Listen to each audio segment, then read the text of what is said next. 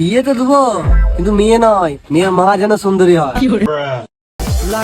ভাই তোর জন্য যে মেয়ে দেখছিল, আর বিয়ের কথা বলিস না, বুঝতে পারলি তো?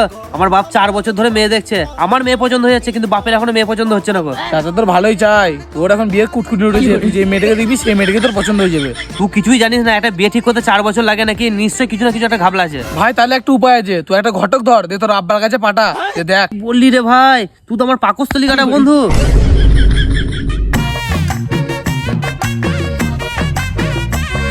কি গো আকাশ ভাই, কি করছো? একটু কথা ছিল। হ্যাঁ বলো। তোমার ছেলে তো ভালোই বড় হলো, তা আমার হাতে একটা রূপসী মেয়ে আছে, তোমার ছেলের বিয়ে দেবে? বিয়ে তো দেবো, কিন্তু মেয়ে নয়, মেয়ের মা যেন সুন্দরী হয়। আর এটাও দেখবেন ভালো করে, মেয়েটার মাটা যেন বিধবা হয়। বিয়েটা কি তোমার ছেলের দেবে না তুমি করবে? তাহলে আমার একটু সুবিধা হতো। হ্যাঁ বে সোহেল, তোর আর বিয়ে হবে না, তোকে ভোট দেওয়ার জন্যই জন্ম দিয়েছে। ভাই তোর কপালের মেয়ে নাই।